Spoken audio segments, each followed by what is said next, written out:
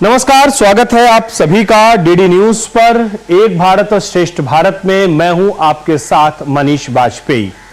एकता और अखंडता के वाहक इस कार्यक्रम में हम लगातार झारखंड की जगह से, झारखंड की धरती से तमाम श्रद्धा और आस्था के केंद्र बिंदुओं को, उनकी जगहों को हम आपको दिखा रहे हैं।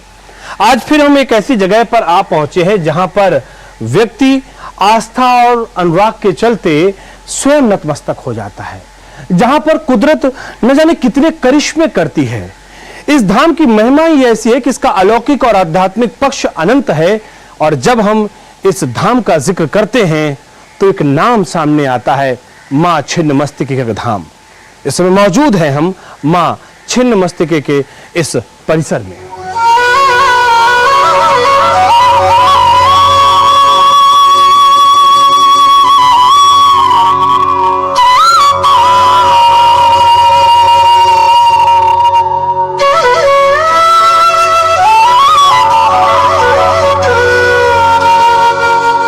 झारखंड की पावन धरती पर स्थित है मां छिन्नमस्तिके का ये सिद्धपीठ। दरअसल पूरी दुनिया में मां कामाख्या के सिद्धपीठ के बाद दूसरा सबसे बड़ा शक्तिपीठ सिद्धपीठ माना जाता है। ये दामोदर और भैरवी नदी के संगम पर स्थित इस सिद्धपीठ की छवि अलौकिक है, आध्यात्मिक है और अपने आप में अनोखी है। तमाम कहानियों और किंवदंतियों के इर्द गिर्द रचा और बुना है इस पूरे धाम का संसार, और लोग अनंत आस्था के वशीभूत होकर यहाँ पर अपने आप नतमस्तक हो जाते हैं। आप भी देखिए इन तमाम कहानियों और किंवदंतियों में रचा बसा इस सिद्धपीठ का संसार।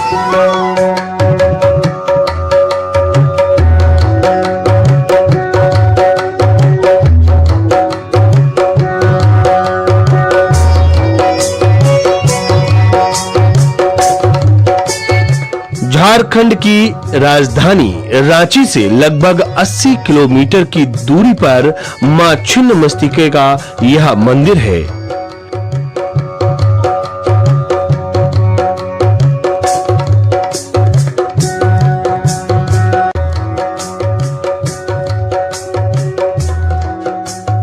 रजरप्पा के भैरवी, भेड़ा और दामोदर नदी के संगम पर स्थित मां छिन्नमस्तिके मंदिर आस्था की धरोहर है। असम के कामाख्या मंदिर के बाद दुनिया के दूसरे सबसे बड़े शक्तिपीठ के रूप में विख्यात मां छिन्नमस्तिके मंदिर काफी लोकप्रिय है। रजरप्पा का यह सिद्धपीठ केवल एक मंदिर के लिए ही विख्यात नहीं है।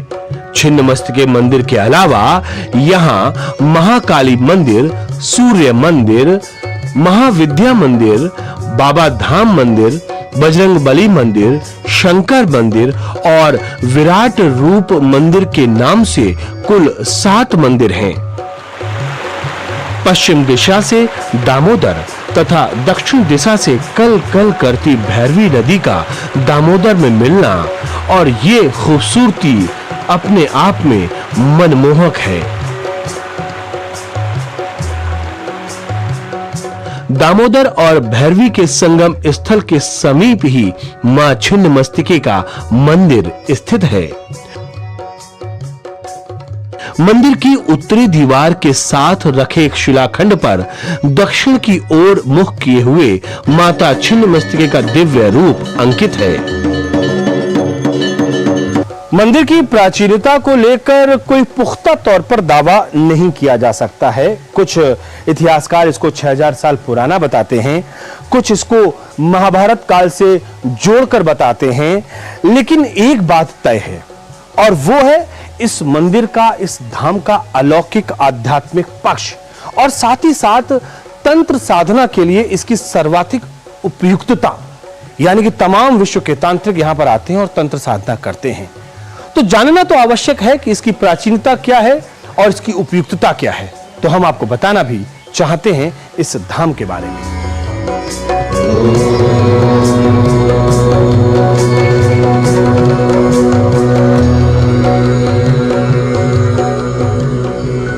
मंदिर के के निर्माण काल के बारे में पुरातात्विक विशेषज्ञों में मतभेद है।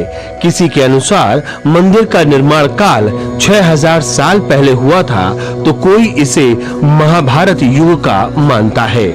कितना पुराना है ये तो इसके बारे में कोई ठोस सबूत के तौर पे कोई कुछ कह नहीं सकता है। बट यहाँ के जो पंडे लोग हैं, जो पुजारी हैं, जो यहाँ आदि अनादि से उनके जो पीढ़ी हैं, उनके जो पुरखे हैं वो पूजा करते आ रहे हैं, उनके अनुसार है कि ये एक माता का मंदिर छोटा सा हुआ करता था, जो समाधि नाम के जो वो राजा हुआ करते थे, हाँ उनकी कुछ मनोकामनाएं पूर्ण हुई थी। फिर उसके बाद वो उन्होंने इस मंदिर का निर्माण करवाया और ये एक सिंगल पत्थर का बना हुआ है। मंदिर के अंदर जब आप जाएंगे तो उसमें किसी तरह का कोई रोशनी नुमा या फिर हवा के लिए कोई स्थान नहीं है। यह दुनिया के दूसरे सबसे बड़े शक्तिपीठ के रूप में माना जाता है।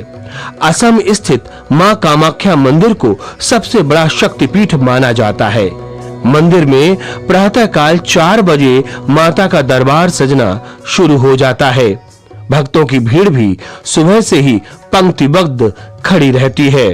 खासकर शादी, विवाह, मुंडन, उपनयन के लगन और दशहरे के मौके पर भक्तों की 3 से 4 किलोमीटर लंबी पंक्तियां देखी जा सकती हैं। बात करते हैं इस धाम के गर्भगृह में स्थित मां की प्रतिमा के बारे में। ये इकलौती अनोखी प्रतिमा है, अद्वितीय भी कह सकते हैं, और विलक्षण आध्यात्मिक आभाओं से युक्त है प्रतिमा। जो जानकार हैं धर्म के, जो जानकार हैं तंत्र साधना के, वो इस प्रतिमा के बारे में एक अलग ही उनका पक्ष नजर सामने आता है। वो अलग ही तरीके से इसकी व्याख्या करते हैं और वाकई ऐसी जगह, ऐसी प्रतिमा और ये अलौकिक स्वरूप अन्यत्र कहीं देखने को नहीं मिलता है। इसलिए जरूरी है ये जानना भी कि मां की प्रतिमा यहां पर क्या कहती है। मां छिन्नमस्तिके मंदिर के अंदर स्थित शिलाखंड में मां की 3 आंखें हैं। बायां पांव आगे की ओर बढ़ाए हुए वो कमल पुष्प पर खड़ी हैं। पांव के नीचे विपरीत रति मुद्रा में कामदेव और रति शयनावस्था में हैं। मां छिन्नमस्तिके का गला सर्पमाला तथा मुंडमाल से सुशोभित है। दाएं हाथ में तलवार तथा बाएं हाथ में ही अपना ही कटा मस्तक है। इनके अगल बगल डाकनी और शाकनी खड़ी हैं, जिन्हें वो रक्तपान करा रही हैं और स्वयं भी रक्तपान कर रही हैं। इनके गले से रक्त की 3 धाराएं बह रही हैं। मां के इस अलौकिक स्वरूप की अपनी कहानी है। फिलहाल हम यहाँ पर रुकते हैं एक छोटे से ब्रेक के लिए। ब्रेक के बाद जब लौट कर आएंगे तो हमारे पीछे जो आप ये जल प्रपात देख रहे हैं ना, इसके बारे में बताएंगे, क्योंकि इसको महज एक जल प्रपात कहना इसके साथ अन्याय होगा। पूरी कहानी है आखिरकार। ये सिर्फ जलप्रपात नहीं बल्कि इसका एक आध्यात्मिक स्वरूप है। इसके बारे में एक पूरी कथा है और भारत पूरी दुनिया को क्या संदेश दे रहा है, ये जलप्रपात इस बात के बारे में पूरी कहानी बता रहा है। लेकिन इसके जानने के लिए आपको थोड़ा इंतजार करना होगा। एक छोटा सा ब्रेक लेते हो, ब्रेक के बाद में तुरंत लौट कर आते हैं। कहीं मत जाइए, आप बने रहिए हमारे साथ। मिलते हैं इस छोटे से ब्रेक के बाद।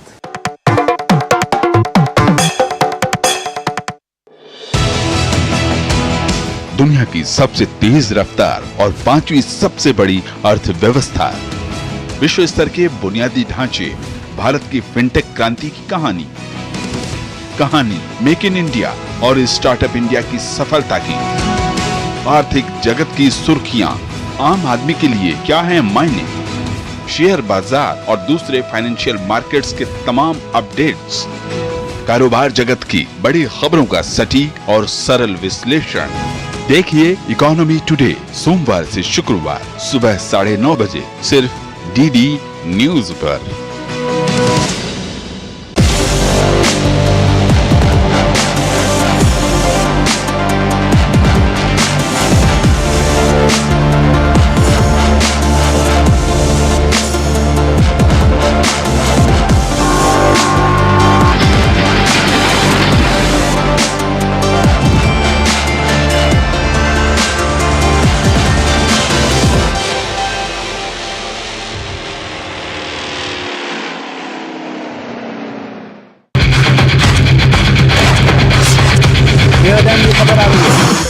ब्रेकिंग न्यूज की रेस से हटकर हम लेकर आते हैं आपके लिए सार्थक, सकारात्मक और प्रेरणादायी खबरें सिर्फ हादसे नहीं होते, खबरें अच्छी भी होती हैं जो देती हैं हौसला, बढ़ाती हैं आत्मविश्वास।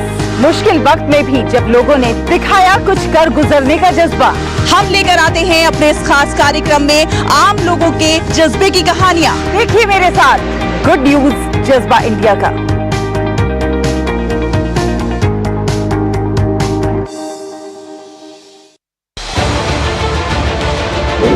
उत्तर से दक्षिण तक, पूर्व से पश्चिम तक, देश हो या दुनिया की खबर है तो पड़ताल जरूरी है। देखिए हमारे साथ मेरे पीछे भारत की सबसे एजेंडा भारत का है और किस तरह से एक नई छाप इस वक्त लोगों को अगर स्वरोजगार से आपने तो इसमें सोमवार से शुक्रवार दोपहर 3 बजे सिर्फ डीडी न्यूज पर।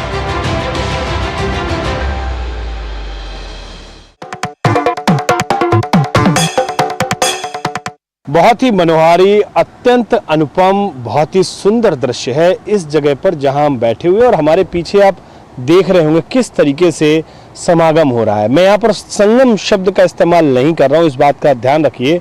यहाँ पर दो नदियों का समागम हो रहा है क्योंकि भौतिक स्वरूप से कहीं ज़्यादा इसका आध्यात्मिक महत्व है और इसी को बताने के लिए हम इस समय आपके समक्ष मौजूद हैं। मैं यहाँ पर माँ छिन्नमस्तिका मंदिर के परिसर के समीप ही मौजूद हूँ या कहें कि बिल्कुल इस स्थल पर मौजूद हूँ जहाँ पर मंदिर बना हुआ है, लेकिन इसका आध्यात्मिक पक्ष और यहाँ की कुछ और जानकारी के लिए इस स्थान की हमारे साथ मौजूद है स्थानीय पत्रकार जो कि इस जगह के जानकार भी हैं, कौशल किशोर तिवारी जी, और हम उनसे बात करते हैं। ये दामोदर नद है जो झारखंड में ही निकलकर वो पश्चिम बंगाल होता हुआ गंगा जी में उसका मिलन होता है।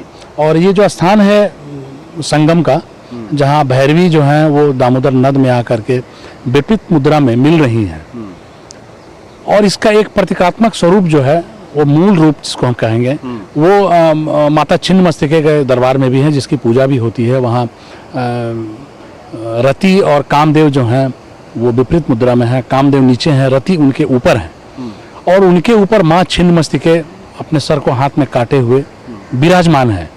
तो इससे ये प्रतीक होता है कि हमारे सनातन धर्म में जो चार जो बताए गए हैं धर्म, अर्थ, काम, मोक्ष, तो उसकी चर्चा साधारणतः जो पुजारी हैं या फिर वाम मार्ग के जो तांत्रिक हैं वो करते हैं। तो बाकी भी तो लोग चर्चा खुलकर करते हैं, लेकिन जब काम की बात होती है तो लोग उस पर चर्चा करने से चूकने लगते हैं। इससे ये साबित होता है कि काम के अंदर कुछ न कुछ कुरीतियां हैं जिसके कारण लोग उसके बारे में खुलकर बात नहीं कर रहे हैं। लेकिन इससे ये साबित भी होता है कि हमारा धर्म ये सनातन कितना उन्नत होगा पीछे के वर्षों में। जो नीचे से जो नदी जा रही है, इसको नदी ना कहें हम बल्कि नद कहें, ये दामोदर जिसका कि मटमैला रंग है, आप देखें ये दामोदर नद है जो कि नीचे से बहते हुए जा रहे हैं। यहाँ पर मैं बार बार इस बात को इस्तेमाल कर रहा हूँ कि इनको पुरुष स्वरूप माना जाता है। और अब जरा थोड़ा सा हम आगे बढ़ेंगे जहाँ पर भैरवी नदी का समागम हो रहा है दामोदर नद में। और ये बड़ा महत्वपूर्ण है कि देखिए भैरवी ऊपर से गिर रही हैं और दामोदर नीचे से जा रहे हैं, तो यहाँ पर उनका समागम होता है, यानी कि स्त्री और पुरुष का मिलन, ये महत्वपूर्ण है। और इस बात को मैं यहाँ पर इसलिए रेखांकित करना चाहता हूँ, धर्म, अर्थ, काम और मोक्ष, ये चार पुरुषार्थ हमारे भारतीय पौराणिक ग्रंथों में बताए गए हैं, धर्मशास्त्रों में बताए गए हैं, जिसमें कि धर्म, अर्थ और मोक्ष को लेकर तो चर्चा चहुओर होती है, लेकिन काम को पता नहीं क्यों हे दृष्टि से उसको अपवित्र मानकर उसको छोड़ा गया है। बल्कि अगर हम तंत्र साधना की बात करें तो उसमें काम साधना जो है बहुत महत्वपूर्ण है और जिसने काम साधना कर ली वो दरअसल दैवीय स्वरूप हो जाता है। ये पुराणपंथी या इसको रूढ़िवादिता या इसको कपोल कल्पना नहीं कहते हैं, बल्कि ये सत्य है और इस सत्य का जग में प्रसार इस जगह से हो रहा है। इस नदी का उपनाम जो स्थानीय लोग जानते हैं इसे भेड़ा नदी के नाम से जानते हैं, लेकिन यह एक प्रमुख नदी है, झारखंड के भी प्रमुख नदी है और इसका नाम है भैरवी, और ठीक इसके नीचे है उसका नाम है दामोदर। और दोनों नदियों का संगम स्थल कुछ ही दूर पर, आपके कैमरे से कुछ निकट में ही संगम स्थल है। और यहाँ पे सारा चीज़ विपरीत है और नदियों का जो महत्व है ये भी विपरीत है। यहाँ पे जो ये नदी आप भैरवी देख रहे हैं ये स्त्रीलिंग है, वहीं जो दामोदर नदी देख रहे हैं वो जो है पुल्लिंग है। ठीक मतलब विपरीत दिशा में है, माँ के मूर्ति के अनुरूप नदी का भी विपरीत दिशा में है। और इसको आज के युग में इसको द्वापर गंगा के रूप में कहा जाता है। इसका बहुत सारे महत्व है। पहले यहाँ के झारखंड के सबसे महत्वपूर्ण पर्व जिसको टूसू बोलते थे, जो जनवरी में मनाया जाता था, वो हर एक आसपास के जितने भी गांव हो, शहर हो, वहाँ से टूसू का जो चोड़ल होता था उसको प्रभावित करते थे। साथ ही साथ यहाँ पर इस नदी में कार्तिक पूर्णिमा के शुभ अवसर पर बहुत सारे लोग यहाँ पे स्नान करने के लिए आते हैं और स्नान ध्यान करने के बाद उन्हें मोक्ष की प्राप्ति होती है और माँ भगवती का दर्शन करते हैं। हम अपने दर्शकों को बता सकते हैं कि ये जो है ना, ये तांत्रिक घाट है। जैसा हम बार बार जिक्र करते हैं, नवदुर्गा जब होती हैं तब यहाँ पर तंत्र साधना करते हैं तांत्रिक आके, और रात्रि में आते हैं यहाँ पर। रात्रि में आने के बाद में एक जो कोलाहल है भैरवी और दामोदर के संगम का, उसके बाद में जो तंत्र साधनाओं के उनके मंत्रोच्चार होते हैं, अजीब अजीब सी आवाज़ें होती हैं। तंत्र साधना में बहुत कुछ व्यक्ति को हासिल करना पड़ता है, बहुत आसान नहीं होती है तंत्र साधना। और यहाँ पर वो रात का नज़ारा देखने लायक होता है जब नवदुर्गा में यहाँ पर तंत्र साधना होती है। तो चलिए हम चलते हैं और आगे आपको कुंड के बारे में जानकारी देते हैं, मंदिर के बारे में और कुछ जानकारी देते हैं। आइए तिवारी जी। और आध्यात्मिक स्वरूप निश्चित रूप से है। और ये माँ का जितना भी आप चट्टान ये देख रहे हैं, समझिए कि ये माँ भगवती की आसन है। इसी में लोग बैठ बैठ के जब तब ध्यान करते थे और आज इसी स्थान से बड़े बड़े साधक है, एक से एक साधक यहाँ से साधना प्राप्त करके गए हैं। अब मंदिर में चलते हैं हम लोग और यहाँ पर भी बात करते हैं। हालांकि हमने आपको बताया मंदिर के बारे में, लेकिन फिर भी बहुत सारी ऐसी जानकारियाँ हैं कि देवी की महिमा, धाम की महिमा हम आपको कितनी बताएं, जितनी बताते हैं ऐसा लगता है मुझे कम से कम कि शायद ये अधूरी ही रह जा रही। लेकिन फिर भी हमारी कोशिश है कि हम आपको ज्यादा से ज्यादा जानकारी यहाँ के बारे में दे सकें। जब भी हम किसी प्राचीन धाम पर, प्राचीन मंदिर पर, प्राचीन तीर्थ पर वहाँ जाते हैं तो हम उसके भवन निर्माण, उसकी स्थापत्य, उसके वास्तु के बारे में जानने की कोशिश करते हैं। लेकिन जब हम सिद्ध पीठ का जिक्र करते हैं तो यकीन मानिए आपको एक अलौकिक आभा की अनुभूति होती है। और जब अलौकिक आभा की अनुभूति होती है तो हम ये जरूर समझने की कोशिश करते हैं कि आखिरकार इस अलौकिक आभा या जो ऊर्जा का संचार आपके अंदर होता है उसका कारण क्या है। हमने भी कोशिश की कुछ ऐसा ही जानने की, समझने की कि आखिर जैसे ही इस धाम के परिसर में हम मौजूद होते हैं हमारे अंदर एक अलौकिक ऊर्जा का संचार होता है। ऐसा क्यों, हम आपको बताने की कोशिश करते हैं। मंदिर का मुख्य द्वार पूरब मुखी है। मंदिर की ओर मुंडन कुंड है। इसके दक्षिण में एक सुंदर निकेतन है जिसके पूर्व में भैरवी नदी के तट पर खुले आसमान के नीचे एक बारामदा है। इसके पश्चिम भाग में भंडार गृह है। रुद्र भैरव मंदिर के नजदीक एक कुंड है। ऐसा माना जाता है कि जो रोगग्रस्त भक्तों को रोग मुक्त कर उनमें नवजीवन का संचार करता है। यहाँ मुंडन कुंड, चेताल के समीप ईशान कोण का यज्ञ कुंड, वायु कोण कुंड, अग्नि कोण कुंड जैसे कई और कुंड भी हैं। ये हमारे पीछे जो घाट दिख रहा है, जिसे यहाँ लोग तांत्रिक घाट के रूप में आम भाषा में बोलते हैं, ये वो घाट है जिसे 1972 में बनवाया गया था। ये करीब 280 फीट लंबा है और करीब 28-30 फीट चौड़ा है। यहाँ जनरली श्रद्धालु जो हैं वो आते हैं और आने के बाद दामोदर नदी में स्नान करते हैं, भैरवी के संगम पे लोग नहाते हैं और नहाने के बाद ही फिर वो माता छिन्नमस्तिका के दरबार में जाते हैं। ये स्थान जो है ये कोल भील संथालों का हुआ करता था। ये संथाल एरिया है और ये काफ़ी जंगल से घिरा हुआ होता था। और सूरत समान समाधि, इसका जिक्र दुर्गा सप्तशती में भी है। और यहाँ लोग चूँकि कई सालों से ये बात प्रचलित है कि माता का एक ऐसा स्वरूप है जो छिन्न मस्तक है, जिनका मस्तक है वो उनके हाथों में है, मस्तक नहीं है। और उसमें से 2 रक्त की धाराएं निकली हुई हैं जो अपने सहचरियों को, डाकनी और शाकनी को, वो भूख लगने के बाद पिला रही हैं। तो इससे ये प्रतीक होता है कि माता जो हैं वो पूरे विश्व के कल्याण के लिए हैं, सबों के लिए हैं। कल्याण के दौरान अगर उनको अपनी रक्त की धाराएं भी अगर देने पड़े अपने भक्तों को, अपने उनकी पिपासाएं को खत्म करने के लिए, तो वो माता हमेशा तत्पर है। माँ का स्वरूप तो बाकी सभी लोग जानते ही हैं कि माँ ही सर्वोपरि हैं। मां छिन्न मस्तके की महिमा की कई पुरानी कथाएं प्रचलित हैं। प्राचीन काल में छोटा नागपुर रज नामक एक राजा राज करते थे। राजा की पत्नी का नाम रूपमा था। इन्हीं दोनों के नाम से इस स्थान का नाम रजरुम्पा पड़ा, जो बाद में रजरप्पा हो गया। एक कथा के अनुसार एक बार पूर्णिमा की रात में शिकार की खोज में राजा दामोदर और भैरवी नदी के संगम स्थल पर पहुंचे। रात्रि विश्राम के दौरान राजा ने स्वप्न में लाल वस्त्र धारण किए हुए तेज मुख मंडल वाली एक कन्या को देखा। उसने कहा, हे राजन, इस आयु में संतान न होने से तेरा जीवन सूना सा लग रहा है। मेरी आज्ञा मानो तो रानी की गोद भर जाएगी।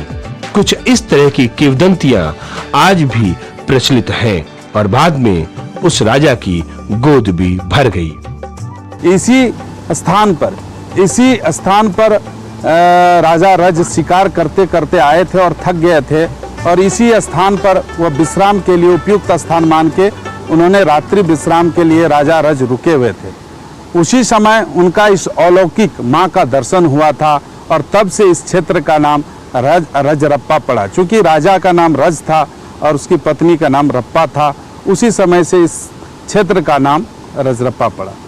हरि अनंत हरि कथा अनंता, चौपाई की ये पंक्तियां यहाँ बिल्कुल सिद्ध होती हुई दिखाई पड़ती हैं। जब भी हम किसी प्राचीन धाम पर जाते हैं, तीर्थ पर जाते हैं, तो उसकी महिमा का बखान करते करते हमेशा हर वक्त ऐसा पता नहीं क्यों लगता है कि कुछ छूट रहा है। और जब कुछ छूट रहा है तो उसके साथ एक दूसरी मर्यादा होती है, वो होती है समय की। क्योंकि अब समय हमें अनुमति नहीं दे रहा है कि इस कार्यक्रम को हम आगे बढ़ा पाएं, इसलिए मैं फिलहाल यहीं पर इजाजत लेता हूं। लेकिन इस वायदे के साथ में वो ये कि एक नए मोड़ पर हम फिर आपसे मुलाकात करेंगे कुछ दिलचस्प जानकारियों के साथ। तो फिलहाल मुझे मेरी टीम के साथ में कैमरामैन कुलदीप और कैमरामैन सहायक मुकेश कुमार के साथ में दीजिए मुझे इजाजत। नमस्कार।